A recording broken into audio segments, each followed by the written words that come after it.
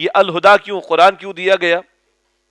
بس پڑھ لو پڑھا لو، تلاوت کر لی بس تقاضے پورے ہو گئے، ترجمہ پڑھ لیے تقاضے پورے ہو گئے، قرآن کے کورسز کر لیے تقاضے پورے ہو گئے، سند لے لی ہم نے قرآن کے کورس کی، تقاضے پورے ہو گئے، چھاپ دی ہم نے قرآن حکیم کو، تقاضے پورے ہو گئے، 8-10 سال ہم نے قرآن کا مطالعہ کر لیا، اس کے بعد فارغ؟ کیا رسول اللہ خالی قرآن پڑھانے کو آئے تھے؟ صرف تشریح بتانے کو آئے تھے بھئی یہ قرآن کی تشریح؟ وہ تو نافذ کرنے کے لیے آئے تھے اس کو۔ اور کیا کہہ رہے قرآن حکیم سورہ مائدہ میں؟ اللہ کے 3 فتاوا، اللہ کہہ رہے جو اللہ کے نازل کردہ کلام کے مطابق فیصلے نہیں کرتے وہی کافر ہے، وہی ظالم، وہی فاسق ہے۔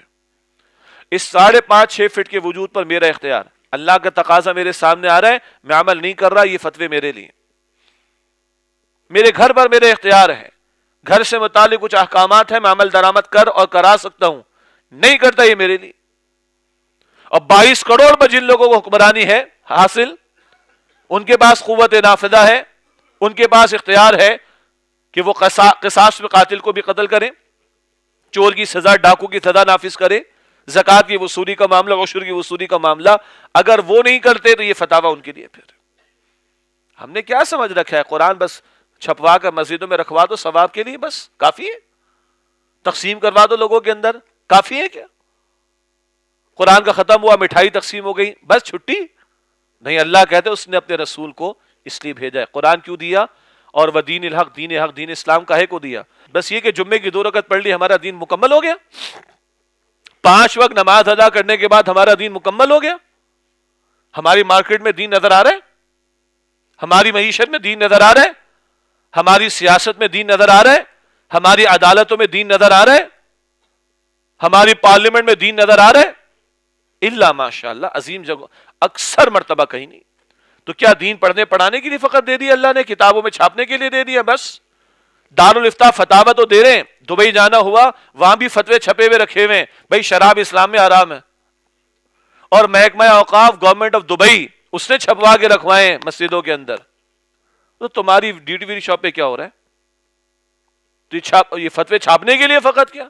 یہی ہمارے بھی، آپ علماء سے جا کے فتوا لے، فتوا تو وہ دے دیں گے، لکھا ہوا دیں گے نا۔ آپ پوچھیں بھائی چور کی سزا کیا ہے، وہ فتوا آپ کو دے دیں گے نا بھائی، چور کی یہ سزا ہے۔ تو کیا چوری نہیں ہو رہی ہمارے ملک میں؟ ہو رہی، سزائیں نافذ ہیں کیا؟ اسی وجہ سے ہو رہی۔ تو کیا یہ قرآن، یہ دین پڑھنے پڑھانے کے لیے بس؟ چھاپ دینے کے لیے؟ علم حاصل کر لیا اس کے بعد مطمئن ہو کر بیٹھ جانے کے لیے؟ نہیں بھائی، اللہ کہتے ہیں میں نے اپنے رسول کو الہدا قرآن دیا، وہ دین حق، دین اسلام دیا، لیظہرہ علی الدین کلہ، تاکہ آپ صلی اللہ علیہ وسلم اس دین حق کو کل کے کل نظام زندگی پر غالب فرما دیں۔ بھائی حضور تو چھٹی نماز بھی ادا کر رہے تھے، کون سی؟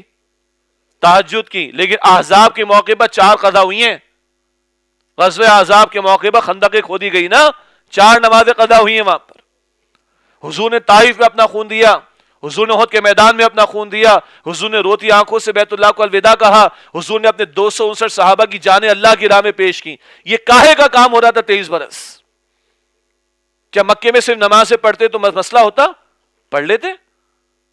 کاہے کو ہجرت کی اللہ کے رسول علیہ السلام؟ کاہے کو تلوار اٹھائی؟ کاہے کو باطل سے ٹکرایا اپنی جماعت کو؟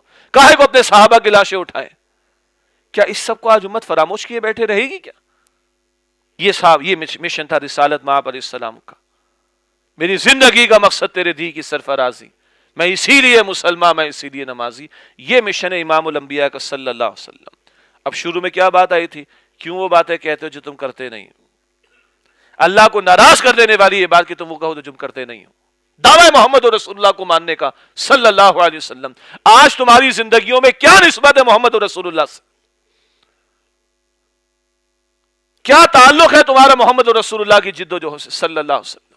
ہمارے استاد محترم، ان کی باتیں بعض لوگوں کو تلخ لگتی تھی لیکن سچی ہوتی تھی نا۔ یہ بتاؤ کہ حضور احد کے میدان میں کھڑے ہوں اور اس وقت کوئی مسجد نبوی میں بیٹھا ہوتا، مجھے اجازت دیجئے میں کچھ اضافہ کروں اس میں، اور وہ نافل ادا کر رہا ہوتا اور حضور میدان احد کے اندر ہوتے، اس شخص کا ایمان معتبر تھا؟ وہ تلاوت قرآن میں مشغول رہتا۔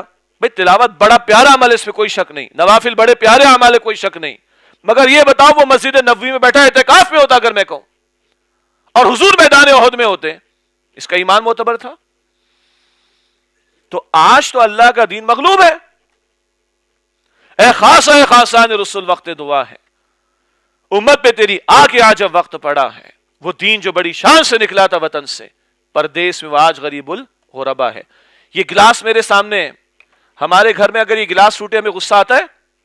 ہاں، لیکن یہ 150 روپے کا ہوگا. ہاں، اسمارٹ فون کی اسکرین میرا بیٹا توڑ دے، مجھے غصہ زیادہ آتا ہے. اور اگر آئی فون کی توڑ دے تو پتہ ہے نا آئی فون کتنے کے آتے ہیں؟ آئی فون 10 تو شاید لاکھ سوا لاکھ کے آس پاس کہیں ہوگا، ایس پتہ نہیں کون سا، جو بھی ہے مجھے زیادہ نہیں پتا. آتا ہے غصہ؟ اللہ کی شریعت پامال ہے، ہمیں غصہ آ رہا ہے؟ اللہ کے احکامات ٹوٹ رہے ہیں، ہمیں غصہ آ رہا ہے؟